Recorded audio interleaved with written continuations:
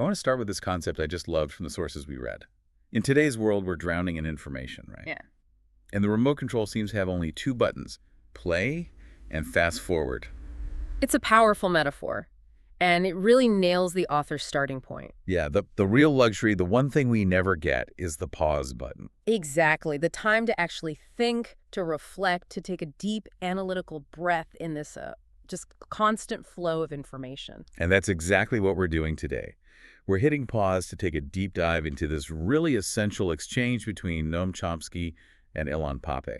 And their central argument is pretty stark. They're basically saying that the traditional framework we've used for decades to understand the Israeli-Palestinian situation is, well, it's completely obsolete. They don't just critique it, though. They propose what they call a new dictionary. Yes, a whole linguistic overhaul. They look at the reality not just as a conflict, but through these very specific lenses of settler colonialism, apartheid, and ongoing ethnic cleansing. So our mission is to unpack that new dictionary for you. We're going to present their arguments, lay out the evidence they use, and really analyze what this new language means for activism. Okay? Yeah. And just to be clear, we aren't endorsing these views, but trying to deeply understand the potent arguments these scholars are making. A good place to start is with what they call the crisis of the old peace orthodoxy. Right, because they point out this huge problem. There's been this massive, impressive shift in world public opinion. A huge shift.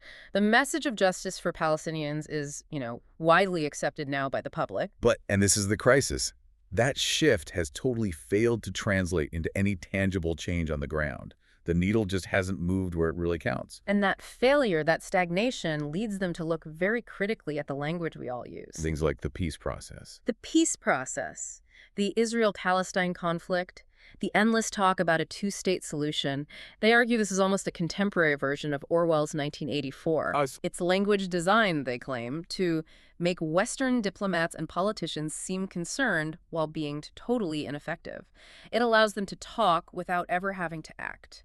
And Pappé, he breaks this down into three major paradoxes facing the solidarity movement. Yeah, the first one is that gap we just mentioned, the huge divide between the change in public opinion and the rock-solid, continued Western elite support for Israel. Politically and militarily, the people's minds have changed, but the governments haven't. The second is an internal one, inside Israel. It's the contrast between Israel's, increasingly negative image abroad and the overwhelmingly positive self-image its Jewish citizens have. And how do the authors explain that? They suggest things like economic prosperity and the constant invention of these external threats, like the whole Iranian nuclear scenario.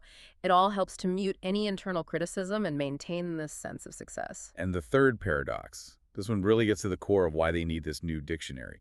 It does. It's that the movement often criticizes specific Israeli policies, a brutal checkpoint, a discriminatory law. But it doesn't target the ideology producing those policies, Zionism itself. Exactly. It's like treating the symptoms, in their view, while completely ignoring the disease. So to get past that, they say we have to look at history. We have to. It can't just be a footnote. They're very clear that understanding the past is crucial, and they specifically point to the 1948 Nakba. And for anyone familiar, Nakba means catastrophe in Arabic. It refers to the expulsion and displacement of about 2/3 of the Palestinian population in 1948. And the authors stress this isn't some distant event. They call it a very present past. The argument is that the entire history is one continuous story of colonialism and dispossession that is still happening today. You can't talk about the future without getting the beginning of the story right. Precisely. Okay, that brings us to how they actually define the ideology behind all this. Let's dig into their definition of Zionism. Well, Pappé's definition is very direct. He calls mainstream Zionism a settler colonialist project. With one constant goal. One constant, unchanging goal. To have as much of Palestine as possible, with as few Palestinians in it as possible. That's the engine, according to him. Chomsky adds a bit of nuance, though. He says Zionism has been a shifting concept. Right. Before 1948, there were different streams, some even advocating for a binational state. But after the state was founded, it hardened into a single-state ideology, what he calls a state religion. And since then, its policies have constantly shifted to block any settlement that doesn't serve that central goal. And this is where they introduce this fascinating critique about negotiations. Chomsky points to Israel's demand that Palestinians must accept the state's right to exist before talks can even begin. Which they say is a rhetorical barrier. It's a trap. It forces the victims of expulsion to first justify the very structure that oppressed them. And it's an anomaly, right? In international relations, states recognize each other, but they don't recognize a right to exist. Exactly. The U.S. doesn't demand that Pakistan recognize its right to exist as a secular republic. You recognize the state, the entity, not its ideology.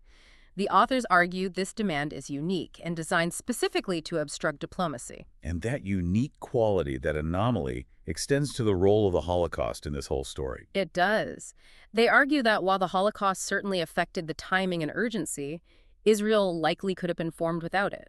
Because of other interests. Yes, because of long-standing Christian Zionism and, the prevailing anti-Arab and anti-Muslim sentiment in the West at the time. And they also point out that the Holocaust didn't become this major cultural touchstone in the U.S. until after the 1967 war. Right. It was only then that it was sort of retrospectively applied as this profound moral justification for the state in the eyes of the West. This all builds up to their core ideological critique, that the very idea of a Jewish state is an anomaly in the modern world. Because it separates citizenship from nationality. Explain that. Well, in a country like France, you have French citizens who are also French nationals. But in Israel, the authors say there is no Israeli nationality. The state defines itself as a Jewish state, which confers superior privileges on one national group over other citizens. It's a way to write inequality into the law. So let's shift from that ideology to the reality on the ground today. What happens when this idea meets the physical landscape? This is where their apartheid state analysis really kicks in. They argue the Green Line, the pre-1967 border, is basically disappearing. How so? Israeli policies of dispossession and discrimination are becoming uniform on both sides of that line. So it's one system. It's becoming one system. They point to racist legislation passed in the Knesset demanding loyalty to a Jewish state as clear proof that the state segregates openly based on ethnicity. And they don't see this as just an after effect of 1948. They call it the DNA of Israeli Jewish society. Yes, and since another mass expulsion, a second Nakba, isn't really politically feasible right now, the alternative is confinement. So instead of being kicked out, people are fenced in. They're enclaved, the siege of Gaza, the oppression of the Bedouins in the Negev. The authors see these not as separate issues, but as stages in an ongoing ethnic cleansing operation. It's a managed process. Which brings us to the resistance, to the Solidarity Movement's response. The key tool they analyze is the BDS movement. Boycott, divestment, sanctions. It's modeled directly on the anti-apartheid movement in South Africa. And it represents a huge strategic shift, right? Moving from a defensive position to a proactive one. A very proactive one. The call is essentially, let's stop trying to justify our actions, let's just act. But the authors don't totally agree on the tactics. No, and this is a fascinating divergence. Chomsky is very pragmatic. He says actions have to be effective and easily understood by your audience. So he prefers things like boycotting products from specific settlements. Exactly, because people get it. That action directly targets a specific injustice. He was quite critical of the broader academic boycott. The ASA resolution. Yes, because he felt it created a predictable backlash. It shifted the debate in the U.S. away from Israeli crimes and onto, internal debates about academic freedom. It muddied the waters. But Pappé sees it differently. He does. He takes a more ethical, long-term view.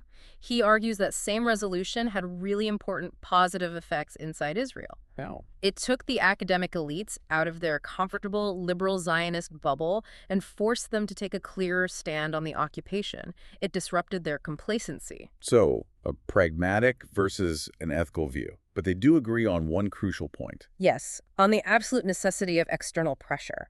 They look at South Africa, which survived for decades only because of Western support.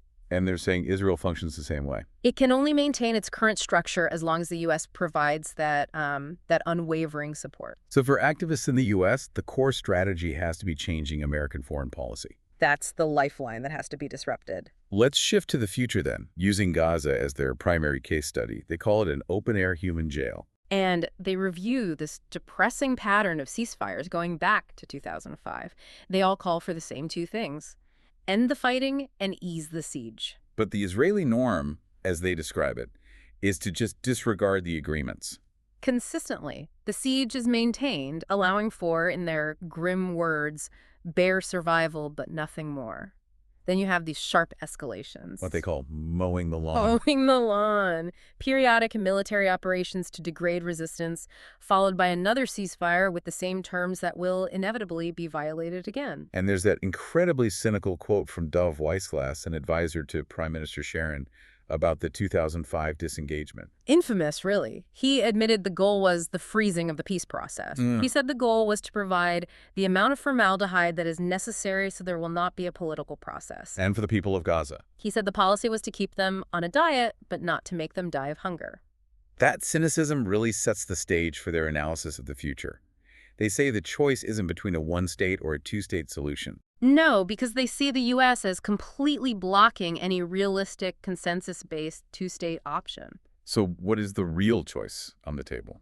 The real choice, as they see it, is between that international consensus two-state plan, which would require a total reversal of U.S. policy, and the Greater Israel option. Which is the path they're on now. It's the path they're on now. Let's define that Greater Israel reality because it's the de facto state that's emerging. Right. Geographically, it means Israel annexes all the land it wants. Greater Jerusalem, the Jordan Valley, the big strategic territory called Area C. And at the same time, it excludes the major Palestinian population centers. Exactly. Places like Gaza and areas A and B in the West Bank are cut off, pushed into these isolated, unviable cantons. Ghettos, really. For what purpose? The purpose is to avoid the demographic problem, to have the land without the people. The population in those cantons will, in their grim assessment, mostly rot or maybe flee. So it's a system of permanent control, not peace. Permanent neo-colonial control. So to wrap this all up, the new dictionary they're proposing means the movement has to stop talking about a peace process. And start demanding decolonization and regime change. The solution has to be based on one single principle: full human and civil rights equality for every single person there. And that change requires both internal and external pressure.